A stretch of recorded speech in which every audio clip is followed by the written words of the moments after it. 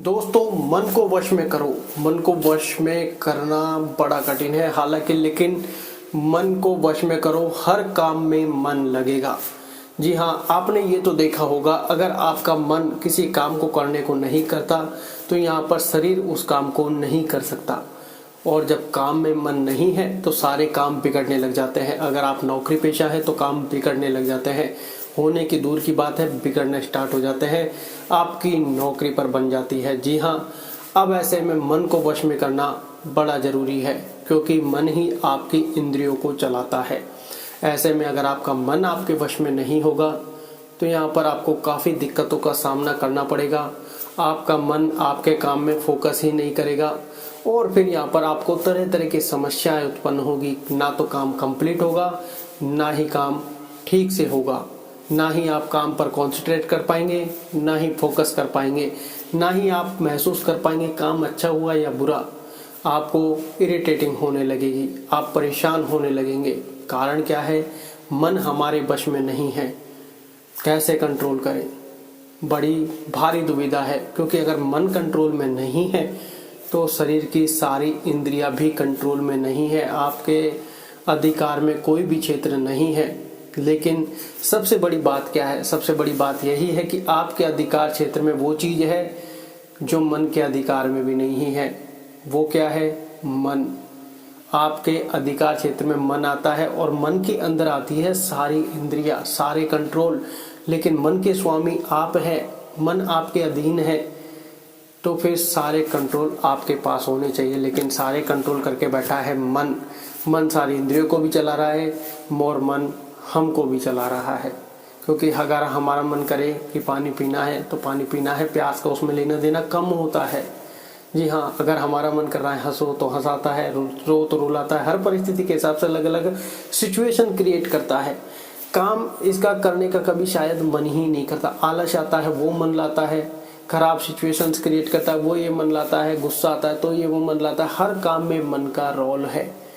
ऐसे में अब मन को वश में कैसे करें, मन को कंट्रोल कैसे करें? क्योंकि बड़ी भारी दुविधा है। मन को कंट्रोल करना आसान नहीं है, लेकिन मुश्किल भी नहीं है। क्योंकि कारण क्या है? अगर आपने इसको वश में कर लिया एक बार, तो ऐसा नहीं है कि एक बार वश में करने के बाद अब ये हमेशा आपके अधीन रहेगा जीवन पर्यंत। नहीं, इसको आपको लगातार वश में रख के पकड़ना ही पड़ेगा।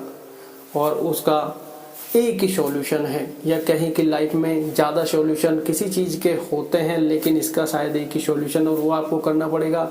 अन्यथा मन आपके वश में आने वाला नहीं है। क्योंकि आप देखोगे, आपकी जो इच्छा करती है, मन जो क्रिएट करवाता है। आपने नॉर्मल सा देखा होगा, आपने बहुत से लोग सोचे होंगे जैसे चाय पीते हैं। अब आपको नॉर्मल सा पता है कि चाय नुकसान करती है, लेकिन लोग पीते हैं। लोग नहीं पीते, मन पी रहा है चाय। मन को स्वादिष्ट लग रही है, आलस आ रहा है, या फिर शरीर को शांति मिल रही है। ऐसे में मन आपका बड़ा क्रिएटिव होता जाता है कि चाय चाहिए, नुकसान कर रही है लेकिन फिर भी चाहिए।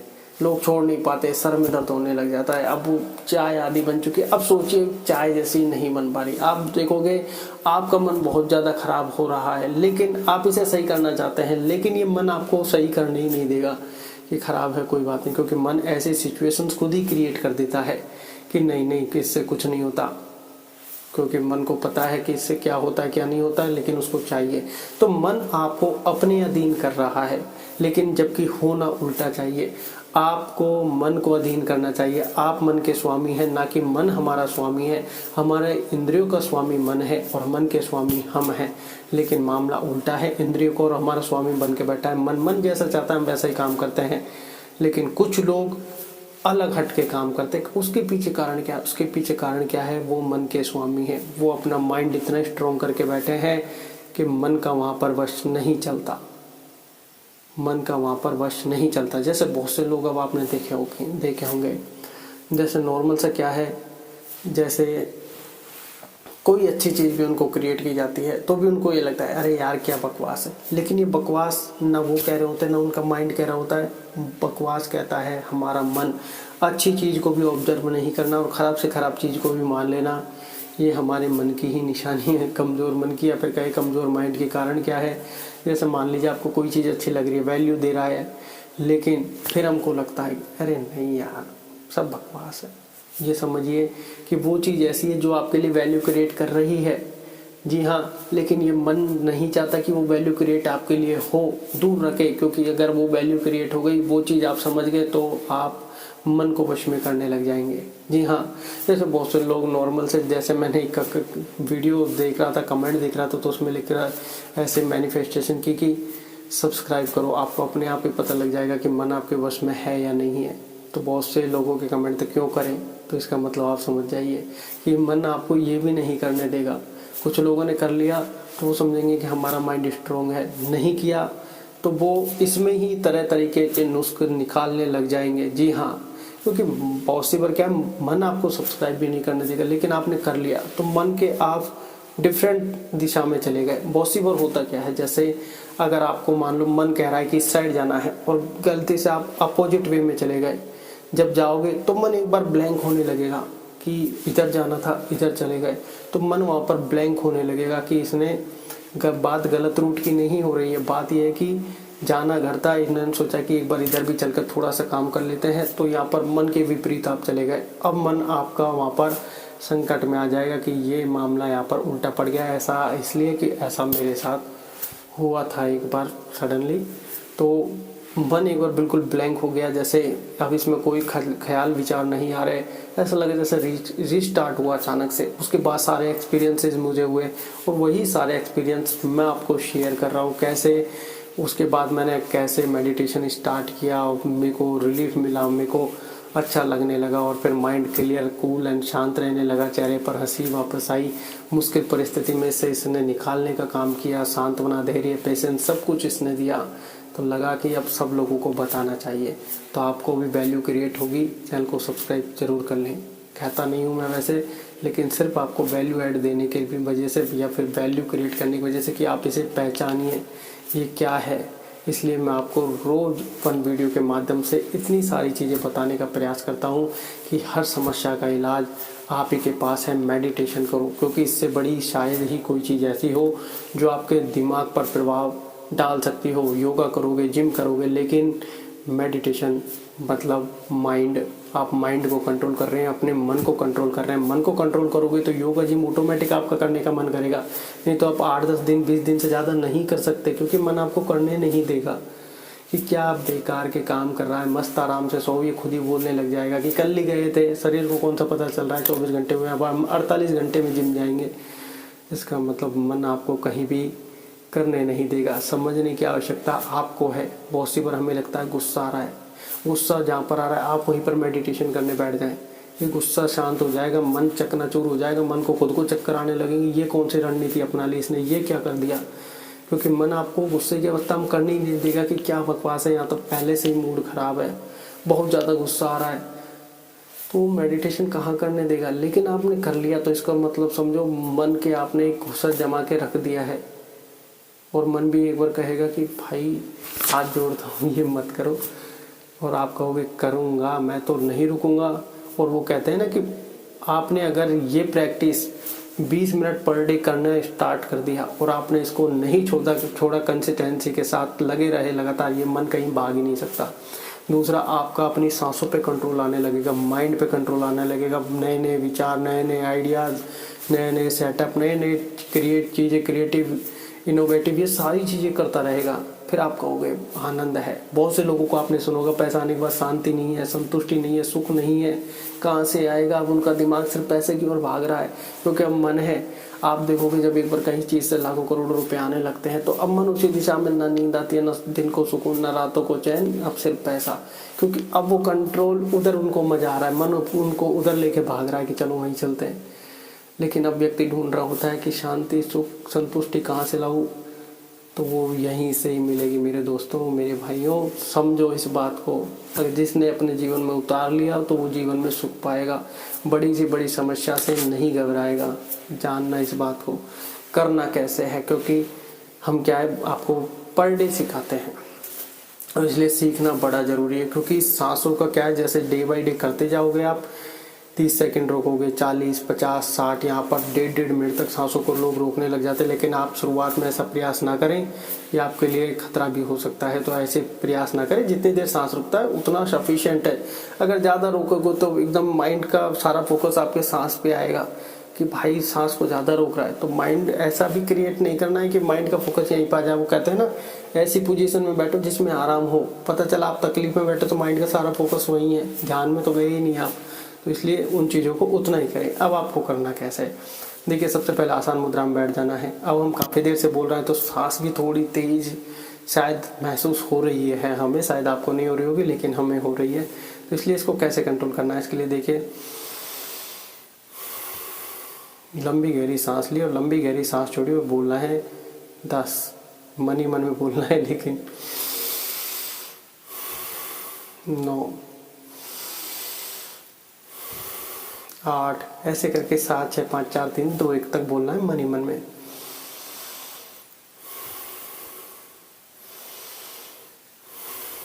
लंबी गहरी सांस लेनी है, लंबी गहरी सांस छोड़नी है, रोकनी नहीं है, क्योंकि हम सांसों को नॉर्मल कर रहे हैं। और रीढ़ की हड्डी हर अवस्था में सीधी रखनी है। सांस को लेते टाइम भी, सांस को छोड़ते टाइम भी आपको लग रहा होगा कि आपके तो ले रहे हैं और झुक रही है, नहीं, ये सीना फूल रहा है और सीना ही सिकुड़ रहा है।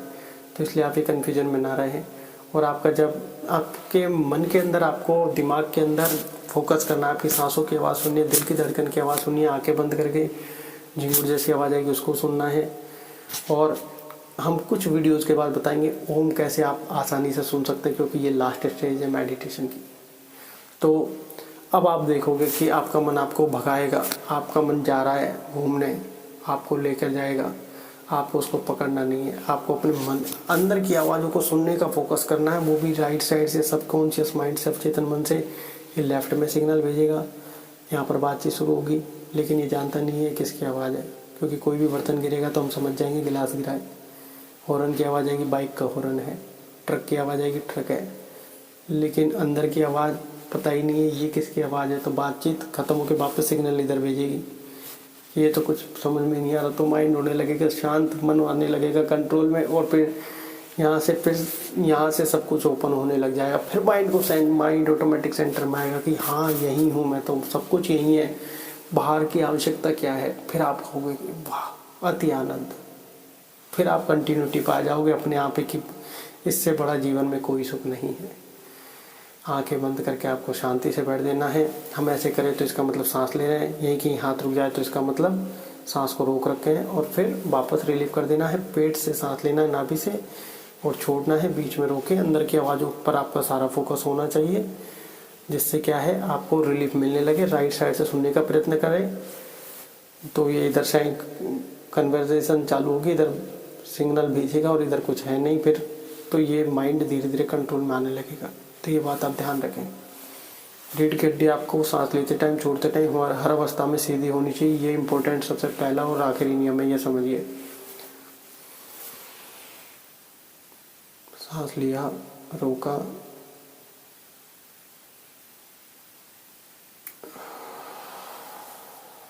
छोड़ दिया। आंखों को बंद ही रखना है।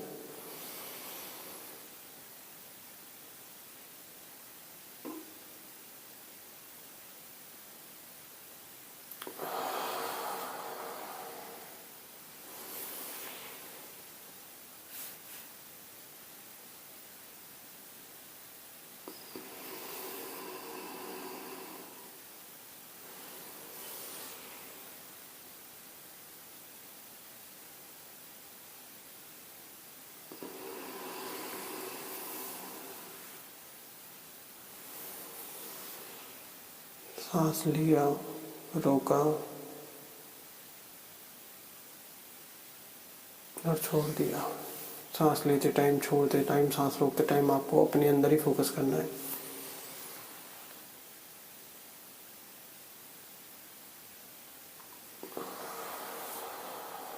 अब हम इस सांस को थोड़ी देर ऊपर नहीं करेंगे और मेडिटेशन करते हैं। मैं मेडिटेशन ही कर रहा था, आपको सिर्फ बता रहा था। अब बिना हाथ रोके अब आप मेरे को देखिएगा।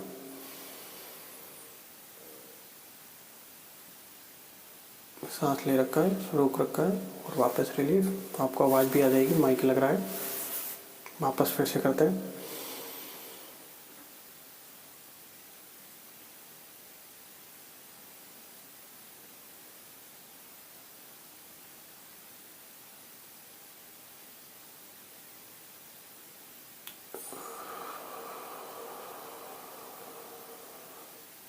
आप चाहे तो मेरी सांसों के आइडिया से लगा सकते हैं कि सांस कितनी देर में शायद रोक पा रहा हूँ, वो आपको मैं बताता हूँ। जैसे ही मैं ऐसे करूँगा और सांस रोकूँगा, जब ऐसे कर दूँगा तो आप इससे काउंट करिए, और जब ये नीचे आ जाए तो समझना मैं सांस रिलीव कर रहा हूँ।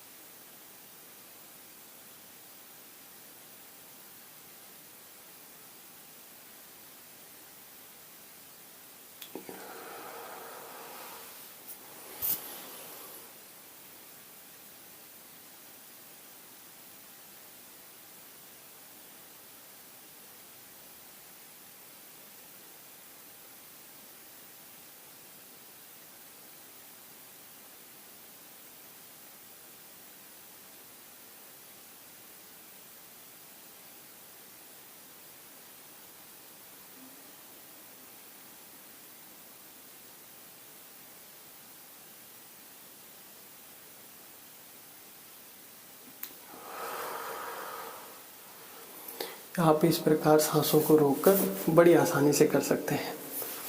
आप ये यकीन मानिए, अगर आपको कुछ थोड़ा बहुत रिजल्ट दिखता है और शायद नहीं भी दिख रहा, आप लगातार करते रहिए, कंसिस्टेंसी बनाए रखिए, क्योंकि लाइफ में जितने भी सुख मिलने हैं, जितनी भी कठिन परिस्थिति परेशानी आनी है, कुछ भी XYZ होना है, आपके हर चीज़ में काम आना है। सुख का भी असली अनुभव, वो कहते हैं ना, सुख भी आता है फिर भी टेंशन होती है कि यार दुख भी आएगा, वो भी झेलना पड़ेगा। ये मेडिटेशन सुख आओ चाहे दुख आओ, हर अवस्था में आपको ऐसे कर देगा, नो टेंशन। आज के लिए इतना ही, धन्यवाद।